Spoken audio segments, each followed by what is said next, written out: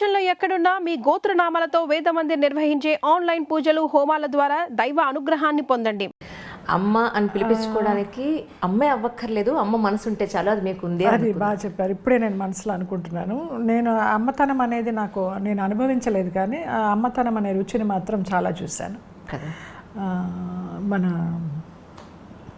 Chakri song లాగా జగమంత కుటుంబం నాది, ఏకాకి జీవితం నాదని ఎంతమంది నా సీరియల్ పిల్లలు నిజంగా నాకు కొడుకులుగా యాక్ట్ చేసిన వాళ్ళు కానీ కూతుళ్ళుగా యాక్ట్ చేసిన వాళ్ళు కానీ ఎక్కువ జెంట్సే ఎక్కువ అటాచ్ అవుతారు.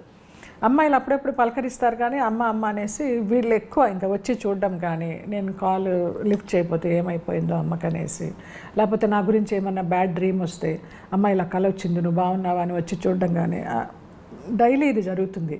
అందుకని నాకు ఆ అమ్మ అవ్వలేదనే ఫీల్ ఎప్పుడు రాలేదు నాకు. ఇంకొక విషయం ఏంటంటే అమ్మ అవ్వలేదని ఒక రకంగా సంతోషిస్తాను కూడా.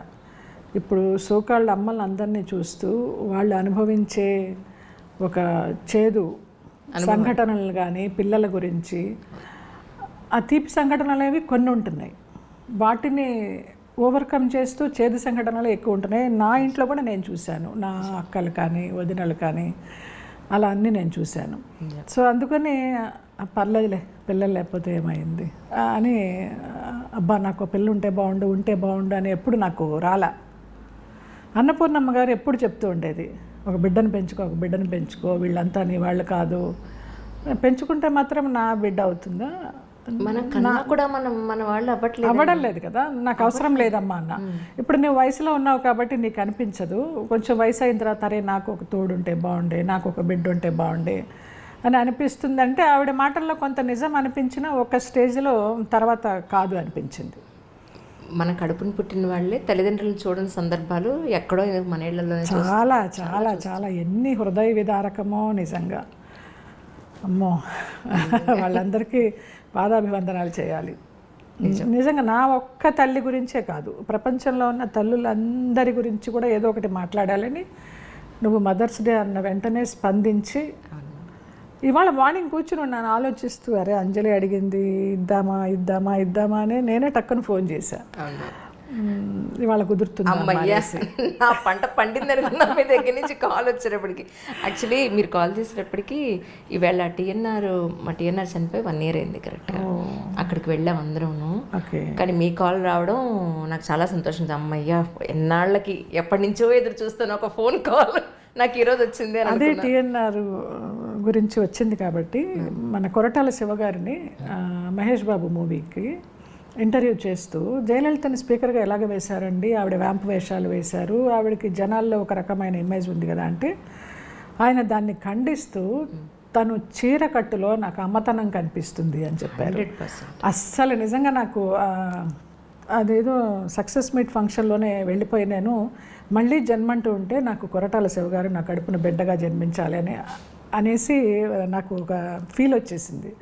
అంత చక్కగా నన్ను డైరెక్టర్స్ అందరూ మంచిగానే చూశారు, మన అమ్మాయి మన జయలలిత బాగా చేస్తుందని. కానీ నాలో ఒక అమ్మతనం కనిపించింది అని చెప్పింది కొరటాల శివ గారు. నిజంగా ఆయనకు హృదయపూర్వక నమస్కారాలు తెలియజేసుకుంటున్నాను. ఈ సందర్భంగా టీఎన్ఆర్ గుర్తుకు వస్తే ఆయన మంచి క్వశ్చన్ అడిగాడు అనిపించింది. ఆయన అడగడం వల్ల ఆయన నా గురించి అంత ఎలివేట్ చేసి మాట్లాడారు. సో అది నాకు ప్లస్ పాయింట్ అయింది. అప్పటిదాకా నన్ను బోరింగ్ పాప అంటున్న వాళ్ళు దాంతో మేడం స్పీకర్ అని పిలవడం స్టార్ట్ చేశారు. క్యారెక్టర్స్ ఏమీ రాలేదు, బట్ నా ఇమేజ్ అయితే మార్చింది, నా ఘనత ఆయనకే దక్కింది. కరెక్ట్ అది.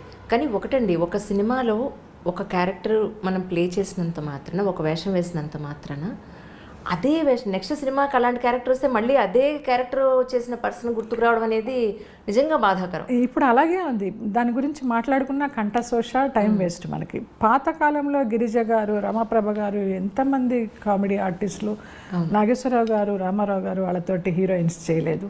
అప్పుడు ఉన్న గట్స్ ఇప్పుడు డైరెక్టర్స్కి లేవా అనిపిస్తుంది. అట్లా హీరోయిన్స్ కూడా వద్దు, మదర్ క్యారెక్టర్, మంచి మదర్ క్యారెక్టర్ ఇవ్వండి అంటే కూడా ఎవరు ధైర్యం చేయడల్లా. సోకాళ్ళు మన చలపతిరావు గారికి, గిరిబాబు గారికి వాళ్ళు అన్ని రేపులు చేసిన విలన్స్ అయినా కూడా వాళ్ళకు ఒక మంచి తండ్రి స్థానం ఇచ్చి వాళ్ళు ఎంతో షైన్ అయ్యారు. అలాగా లేడీస్ని ఎందుకు చూడలేరు వీళ్ళ అభిప్రాయమా, నిజంగానే జనాలు చూడరా, ఎవరైనా ఇచ్చి చూస్తే తెలుస్తుంది కదా అనుకుంటా. నిజం.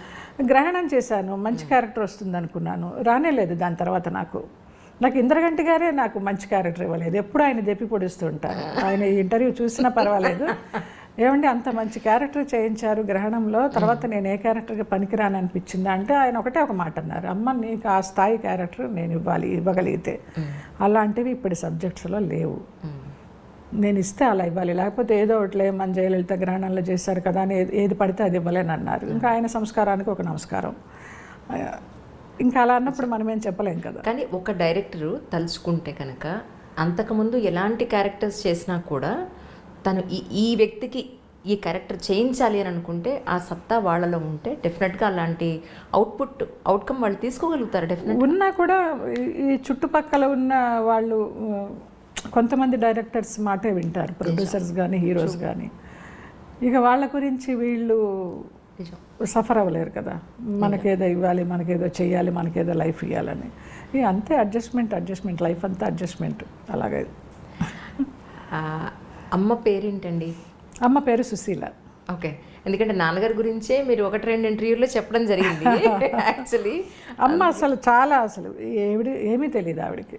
నాన్న తీసుకొచ్చి పెడితే మాకు వండి పెట్టడం, జడలేసి స్కూల్కి పంపించడం, ఏమీ చదువుకోలేదు, చాలా అమాయకురాలు. అసలు ఏమీ అమ్మ ఒక గైడ్, అమ్మ ఒక టీచర్ అంటారు కదా, అలా కూడా ఏమీ లేదు ఆవిడ. ఆవిడ చెప్పు చేతల్లో పెరగలేదనే చెప్పాలి. మేము మా ఇష్టానికే మేము పెరిగాం. అయితే తల్లిదండ్రుల మాట వింటూ పెరిగాము. ఇది చేయండి అమ్మా అని చెప్పేవారు, అంతే, చదువుకోండి చక్కగా. డాన్స్ అంటారా, అక్కకి నేర్పిస్తున్నప్పుడు నాకు ఆ డాన్స్ ఇష్టమై నేను చేస్తానని ఏడిస్తే మా అమ్మగారు వచ్చి, ఇంత చిన్న వయసులో ఏమొస్తుంది డాన్స్ దీనికంటే, మా మాస్టర్ గారు చింతా రాధాకృష్ణమూర్తి గారు, లేదమ్మా నేను నేర్పిస్తాను, అసలు పిల్లలకి అలాంటి ఇంట్రెస్ట్ ఉండడమే చాలా అరుదు, నేను నేర్పిస్తాను, మీరేమి వర్రీ అవ్వకండి అని చెప్పి ఆయన నాకు నేర్పించారనమాట. అలా ఏది చదవమని కానీ నేర్చుకోమని కానీ, ఇది చేయండి అది చేయండి అని కానీ చిన్నప్పటి నుంచి లేవు, అసలు కట్టుబాట్లు లేవు మాకు. పెంచారంతే, మంచి భోజనం పెట్టి మంచి బట్ట ఇచ్చి కావలసిన చదువు చెప్పించి. నాన్నకి మాత్రం నన్ను ఒక పెద్ద డాన్సర్గా చేయాలని, పెద్ద హీరోయిన్ చేయాలని.